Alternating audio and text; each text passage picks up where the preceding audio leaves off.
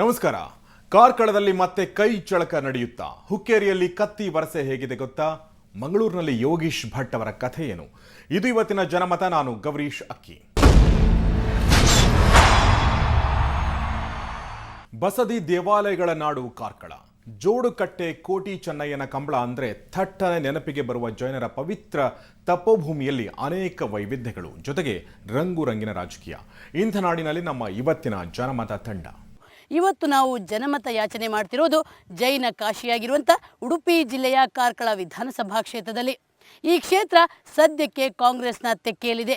ಆದರೆ ಈ ಬಾರಿ ಚುನಾವಣೆಯಲ್ಲಿ ಬಿಜೆಪಿ ಪ್ರಬಲ ಸ್ಪರ್ಧೆ ಒಡ್ಡುವಂಥ ಸಾಧ್ಯತೆಗಳಿವೆ. ಇಲ್ಲಿ ಒಂದಿಷ್ಟು ಅಭಿವೃದ್ಧಿ ಕಂಡಿದೆ, ಆದರೆ ಜನರ ನಿರೀಕ್ಷೆ ಇನ್ನಷ್ಟು ಇದೆ. ನೋಡೋಣ ಈ ಬಾರಿ ಚುನಾವಣೆಯಲ್ಲಿ ಜನಮತ ಯಾವ ಕಡೆ ಇರುತ್ತೆ ಅನ್ನೋದನ್ನು.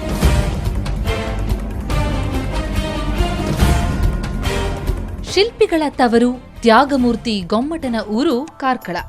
ದೇಶದ ನಾನಾ ಭಾಗಗಳಿಗೆ ಮಹಾನ್ ಶಿಲ್ಪಗಳನ್ನ ರಚಿಸಿಕೊಟ್ಟ ಕೀರ್ತಿ ಕಾರ್ಕಳ ತಾಲೂಕಿಗಿದೆ. ಜೈನರ ಪ್ರಸಿದ್ಧ ಪುಣ್ಯಕ್ಷೇತ್ರವಾಗಿರುವ ಕಾರ್ಕಳ ನಾಡಿನ ಪ್ರವಾಸೋದ್ಯಮ ವಿಭಾಗದಲ್ಲೂ ಮುಂಚೂಣಿಯಲ್ಲಿದೆ. ಮಾಜಿ ಮುಖ್ಯಮಂತ್ರಿ ವೀರಪ್ಪ ಮೊಯ್ಲಿಯಂತಹ ಮುತ್ಸದ್ದಿಯನ್ನ ನಾಡಿಗೆ ಕೊಟ್ಟ ಕ್ಷೇತ್ರವಿದು.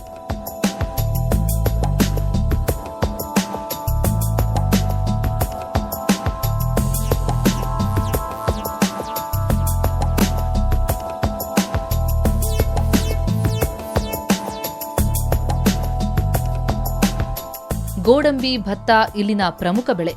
ಜೊತೆಗೆ ಅಲ್ಲಲ್ಲಿ ತೆಂಗು ಕೂಡ ಕಾಣಸಿಗುತ್ತೆ. ಶೈಕ್ಷಣಿಕವಾಗಿ ಮುಂಚೂಣಿಯಲ್ಲಿರುವ ಕ್ಷೇತ್ರ. ನಮ್ಮ ಆಯ್ಕೆ ಕಾಂಗ್ರೆಸ್ ಪಾರ್ಟಿ ಅದೊಂದು ಕಲ್ಚರ್ಡ್ ಪಾರ್ಟಿ, ಕಮ್ಯುನಲ್ ಪಾರ್ಟಿ ಅಲ್ಲ. ನಮಗೆ ಅಂದರೆ ಸವಲತ್ತಿಲ್ಲ ಯಾವುದು ಸಹ ಕಾಂಗ್ರೆಸ್ಸಿಂದ, ಅದಕ್ಕಾಗಿ ನಮಗೆ BJP ಬರಬೇಕು ಅಂತ. ಈಗ ಏನಾಗಿದೆ ಅಂದರೆ 60 ವರ್ಷದ ಮುದುಕರಿಗೂ ಓಟಿಗೆ ನಿಲ್ಲೋಣ ಅಂತ ಆಸೆ. 30 ವರ್ಷದ ಹುಡುಗರು ನಿಲ್ಲಬೇಕು, 50 ವರ್ಷದ ಒಳಗಿನವ್ರು ನಿಲ್ಲಬೇಕೇ ವಿನ 50 ವರ್ಷದ ಮೇಲಿನವ್ರು ನಿಲ್ಲಂಗೆ ಇಲ್ಲ. ಏನೋ ಮುದುಕರು ಇರಬೇಕು. ಯಾಕೆ? ಸಪೋರ್ಟಿಗೆ ಮಾತ್ರ. ಮಕ್ಕಳಿಗೆ ಸಾಕ್ತಾರಲ್ಲ ಆ ಥರ ಅಪ್ಪ ಅಮ್ಮ ಮಕ್ಕಳಿಗೆ ಸಾಕಲ್ವಾ, ಆ ಥರ ಇರಬೇಕೇ ಬಿಟ್ಬಿಡು. ನಾನೇ ಯಜಮಾನ, ನಾನೇ ಹೇಳ್ದಂಗೆ ಕೇಳಬೇಕು ಅಂದರೆ ಅದು ಹೋಯ್ತು. ಅದರಿಂದ ಯಾರಿಗೂ ಓಟ್ ಹಾಕಬಾರ್ದು. ಯುವಶಕ್ತಿಗೆ ನೀವು ಓಟು ನಿಮ್ಮದು? ಹಾಂ, ಯುವಶಕ್ತಿಗೆ ಓಟು ಹಾಕಬೇಕು. ಜಾತಿ ಬಲಾಬಲ. ಬಿಲ್ಲವರು 32,000, ಬಂಟರು 26,000, ಕ್ರೈಸ್ತರು 15,000, ಮುಸ್ಲಿಮರು 11,000, SC/ST 11,000, ಇತರರು 30,000. ಸುಮಾರು 1.5 ಲಕ್ಷ ಮತದಾರರನ್ನ ಹೊಂದಿರುವ ಕ್ಷೇತ್ರದಲ್ಲಿ ಬಿಲ್ಲವರು, ಬಂಟರು ನಿರ್ಣಾಯಕರು. ಜಿಲ್ಲೆಯ ಏಕೈಕ ಕಾಂಗ್ರೆಸ್ ಶಾಸಕ ಗೋಪಾಲ್ ಭಂಡಾರಿ ಪ್ರತಿನಿಧಿಸುವ ಕ್ಷೇತ್ರವಿದು. ಬಿಜೆಪಿಯಿಂದಲೂ ಯುವ ನಾಯಕ ಸುನಿಲ್ ಕುಮಾರ್ ಒಂದು ಅವಧಿಗೆ ಶಾಸಕರಾಗಿ ಅನುಭವ ಹೊಂದಿದ್ದಾರೆ.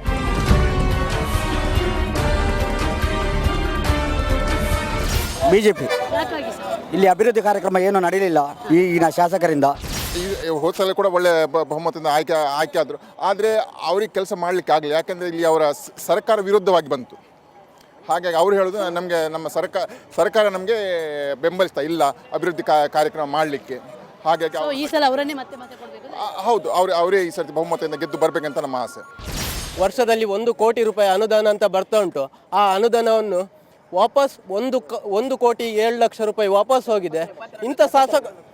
ಇಂಥ ಶಾಸಕರು ನಮಗೆ ಬೇಕಾ ಎನ್ನುವಂಥ ಒಂದು ಸಮಸ್ಯೆ. ಅಂಥ ಒಂದು ಹಳ್ಳಿಗೆ ಒಂದು ಮಾರ್ಗಕ್ಕೆ ಡಾಮರೇ ಹಾಕಲಿಲ್ಲ. ನೀರಿನ ವ್ಯವಸ್ಥೆ ಮೊದಲೇ ಇಲ್ಲ. ಬಸ್ ಸ್ಟ್ಯಾಂಡ್ ವ್ಯವಸ್ಥೆ ಹೇಳುತ್ತಗಿಂತಲೂ ಕಡೆ ಇದೆ. ಕಣದಲ್ಲಿರುವ ಅಭ್ಯರ್ಥಿಗಳು: BJP Sunil Kumar, Congress Gopal Bhandari, JDS Walter D'Souza,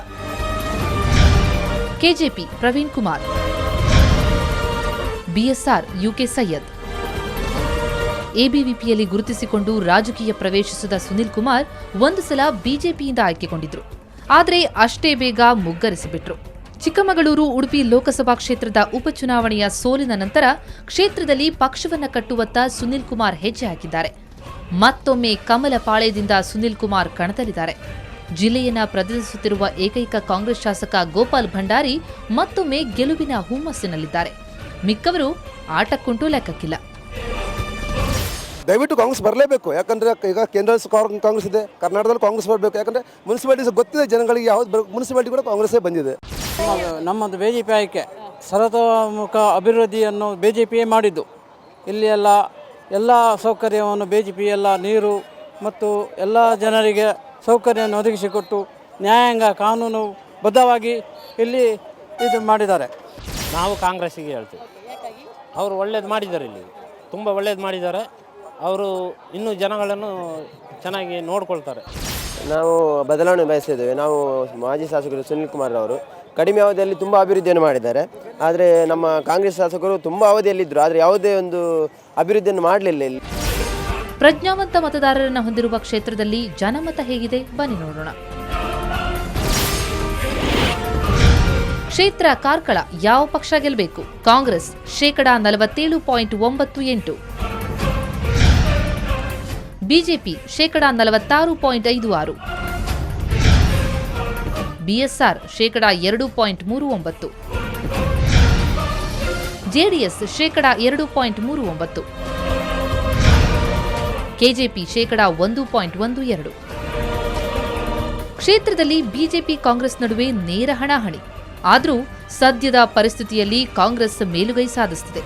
ಆಡಳಿತ ವಿರೋಧಿ ಅಲೆ ಮತ್ತೊಮ್ಮೆ ಸುನಿಲ್ ಕುಮಾರ್ಗೆ ಸೋಲಿನ ರುಚಿ ತೋರಿಸುವ ಲಕ್ಷಣವಿದೆ.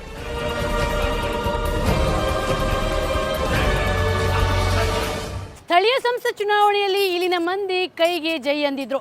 ಆದರೆ ಈ ಕ್ಷೇತ್ರದಲ್ಲಿ ಸಾಕಷ್ಟು ಅಭಿವೃದ್ಧಿ ಕಾರ್ಯ ನಡೀಲಿಲ್ಲ ಅನ್ನುವಂಥ ಕೊರಗು ಇಲ್ಲಿನ ಮಂದಿಯನ್ನ ಕಾಡ್ತಾ ಇದೆ.